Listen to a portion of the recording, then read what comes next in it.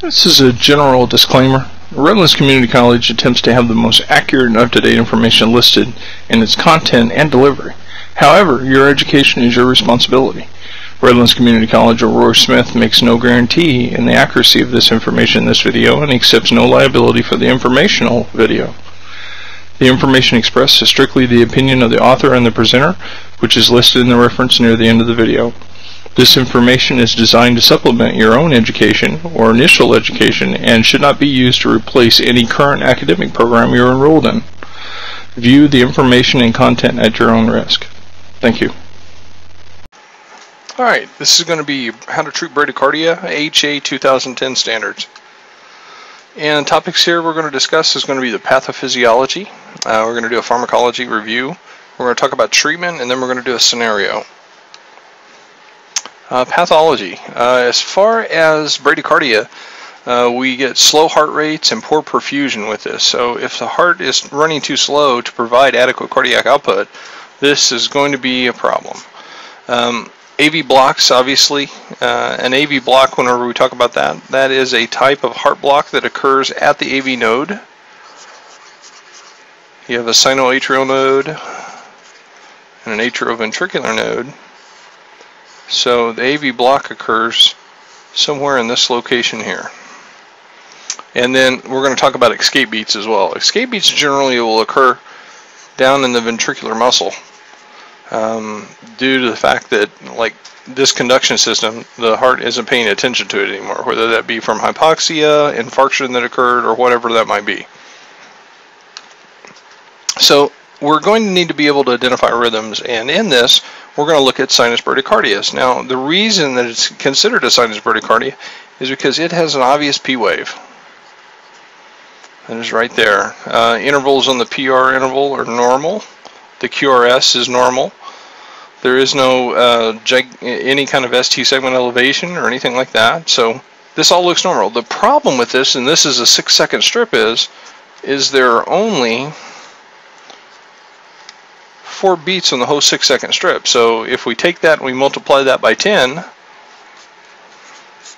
we get 40 beats per minute. Now that probably isn't enough to provide adequate cardiac output. A first-degree heart block. This is one of the AV blocks, the very first one. This is not considered a high-degree heart block. We identify this by the PR interval. So whenever we look at the amount of time that it took to get from the sinoatrial node to the atrioventricular node and get it to conducting in the ventricles, this took a lot of time. If this is greater than 0.20 seconds, in distance from the start of the P wave to the first deflection, then we're going to call it a first degree AV block. And if you'll notice as well, this here is bradycardic as well at 40 beats per minute. A second degree AV block type 1. We identify this by its slowly progressive and increasing PR interval until we drop a beat. Here's a P wave here that was not perfused. There's no QRS that occurred after this. So we identify a second degree type 1 by a progressively increasing PR interval until you drop a beat. This also is not a high degree heart block.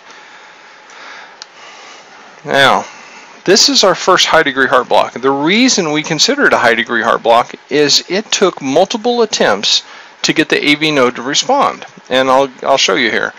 We have 2 P waves to 1 QRS complex. Now, this is problematic, and this is problematic whenever we're talking about treating it. One of our treatments for this is the use of atropine.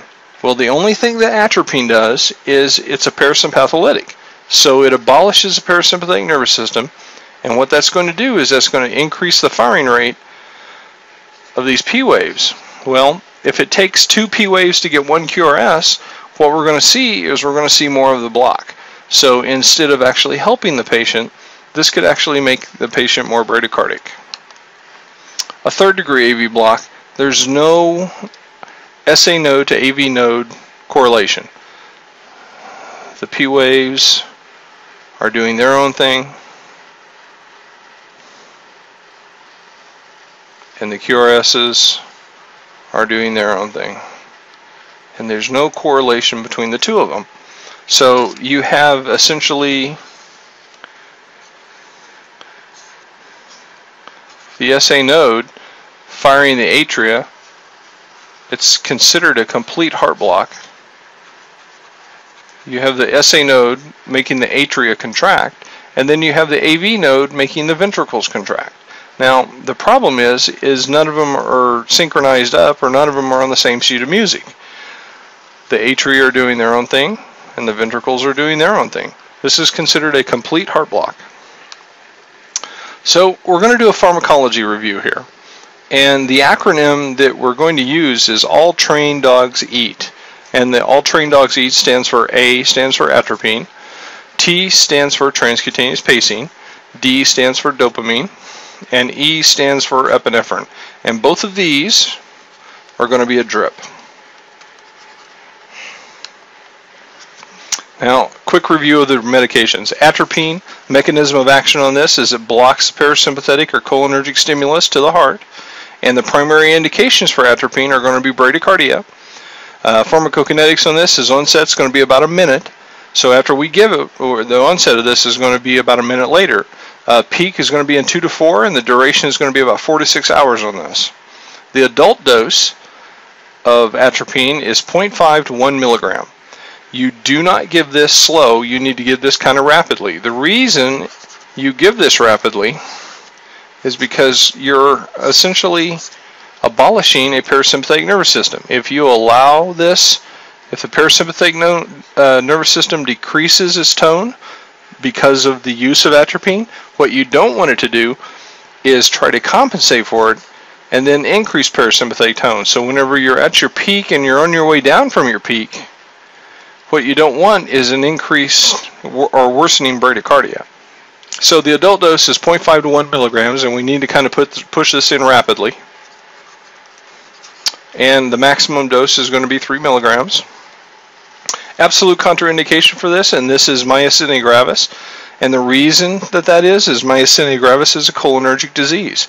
So you will increase their symptoms, including weakness, lethargy, pretty much to the point of failure in these patients. So if they have myasthenia gravis, atropine is a contraindication. The next thing on our list, all trained, is going to be transcutaneous pacing. And we're going to use this for hemodynamically unstable bradycardias. And in the setting of an AMI, sinus node dysfunction, second-degree block, or third-degree block. So if they have a complete SA node dysfunction, to where the SA node is no longer working, so that means that the junction now is taken over as a primary pacemaker site. So what's controlling the heart is from here down, or they have a high-degree heart block, a second-degree AV block type II, which means they have 2 P waves to 1 QRS, or a third-degree block, which means that the P waves and the QRSs are doing their own thing. Bradycardia with symptomatic ventricular escape beats is the other one. An example of this is, let's say, and I'm going to erase this, in bradycardia with symptomatic ventricular escape beats, this is essentially an idioventricular rhythm. We're already off of the pathways. The actual rate and the rhythm of the heart looks horrible, and I'll explain that. It's wide and bizarre. So that means I'm not using any of these pathways. If I take over the intrinsic rate of the ventricles, which is at 20 to 40 beats per minute, then what's going to occur is this is going to be a wide and bizarre rhythm coming at 20 to 40 beats per minute. Whenever we initiate transcutaneous pacing on someone, we know we have capture by 2 forms. The 2 forms are located here. We have a spike where the pacemaker initiated, followed by a wide QRS. Now, here's the important part. You have a pulse with that.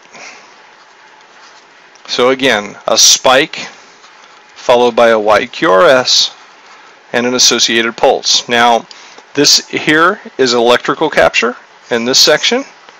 The pulse is the mechanical portion of it. So you have to have both electrical and mechanical capture. Dopamine, all trained dogs. Other name for this is inotropin, mechanism of action. This is a positive inotropic agent, and it's a precursor to epinephrine and norepinephrine. So how this works is whenever dopamine's in place at these adrenergic receptor sites, it functionally uses epinephrine and norepinephrine more quickly and better. So the more dopamine that we put on board, the more of the epinephrine and norepinephrine we're actually going to use. We use it for cardiogenic shock and bradycardia. In cardiogenic shock, the blood pressure has to be below 90 millimeters of mercury. And the adult dose on this is going to be 5 to 20 mics per kilogram per minute. And I'm going to show you the actual formula method here really quick, and we'll talk about the linear method whenever we actually get into the scenario.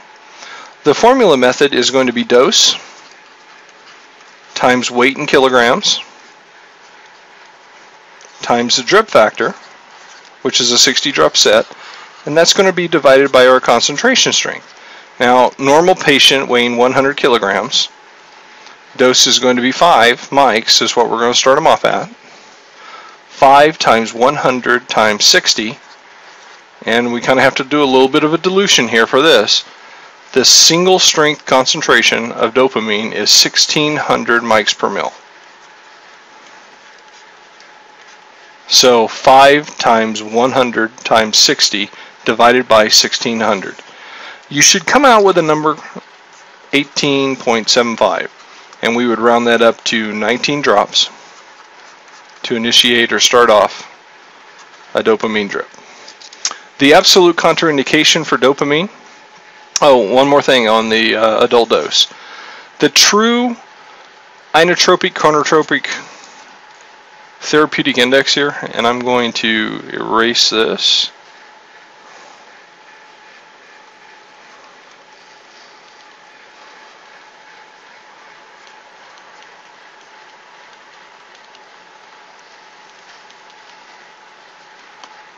I'll talk about this a little bit.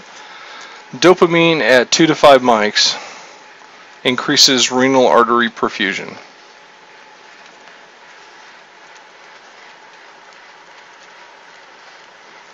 At 5 to 10 mics, you get your inotropic, harder, faster, stronger, harder, faster, and stronger. Anything over 10, you start to get a vascular or an alpha-1 response, which means I'm going to constrict your vessels. Definitely anything greater than 15, that's all you're getting as an alpha-1 response. Now, the thing to consider is if we are squeezing the vessels and increasing the afterload pressure on the heart, is that the healthy thing to do whenever we have a heart that's actually failing? So we probably should keep our dosage range somewhere in this ballpark here, from 5 to 10 mics per kilogram per minute. Anything over 10, we're really dredging the bottom of the barrel and grasping at straws. Last but not least, the absolute contraindication of this is going to be phenochromocystoma, which essentially is a tumor on your adrenaline gland. People are going to know about this if they have it. The reason being is if you're sitting watching TV and all of a sudden your heart rate increases to 220 beats per minute, you're going to go figure out what caused that. The tumor actually causes erratic delivery and ejection of the adrenergic hormones that are in the adrenaline gland. So you might be sitting there and all of a sudden you get this big gigantic fight or flight response. And last but not least, an epi-drip. Now, if we can't get anything else to work for us, we need to talk to the muscle tissue directly. And this is going to work directly on the alpha and beta receptor sites. This is synthetic adrenaline, and we use it for dopamine refractory bradycardia or whenever we run them out of catecholamine. The adult dose in this is going to be 2 to 10 mics per minute.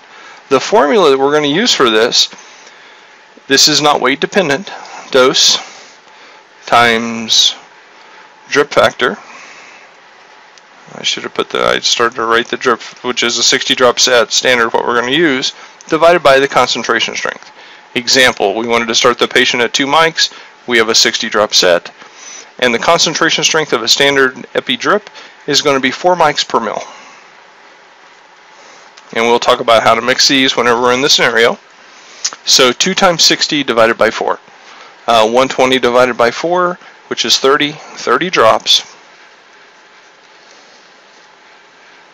is what we would start them off at for a 2 mic per minute dosing. And the absolute contraindication, Obviously, if they're absolutely allergic to an epi drip, I would be suspicious if someone actually told me I'm allergic to an epi drip.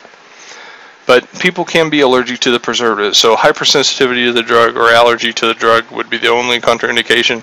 Any other contraindication in the areas above, which is dopamine refractory bradycardia,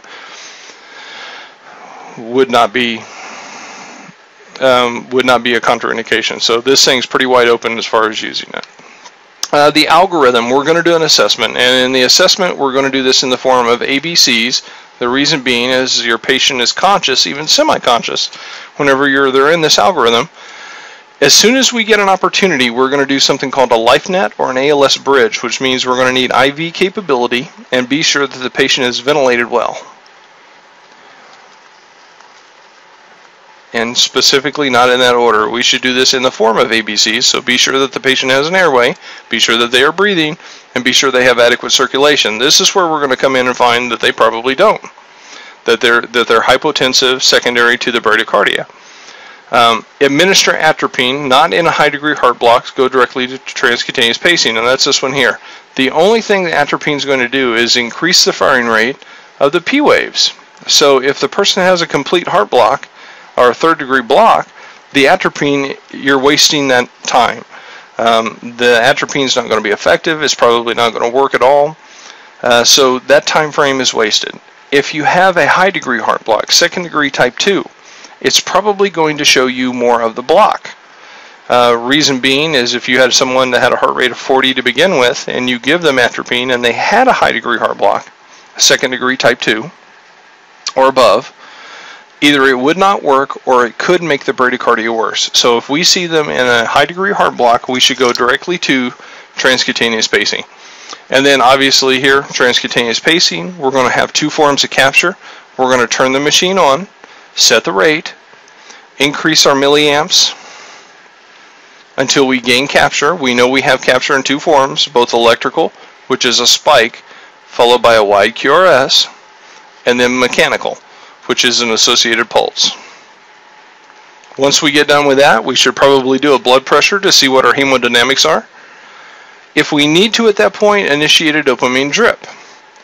Prior to this, you should probably be thinking about some sort of fluid bolus. The dopamine drip is initiated at 5 to 10 mics per kilogram per minute. We can go up to 20, but it's probably not going to be effective for the bradycardic patient. If it is refractory to dopamine, please initiate an epinephrine drip. The epinephrine drip dosage is at 2 to 10 mics per minute, and the standard concentration strength of an epi drip is 4 mics per mil. Alright, so here's your scenario. You have a 75-year-old male with onset of syncope or fainting. The patient is found in the parking lot of a diner with several friends on scene. Patient is pale, diaphoretic, non-responsive to touch or voice. There is no radial pulse and you only have a weak carotid. The heart rate will be shown on the monitor. The blood pressure is 70 over 40. Respirations are 28 and labored, and the EKG shows this. Start with supportive care, vital signs, oxygen monitor, and an IV. Obtain a sample OPQRST history at this time.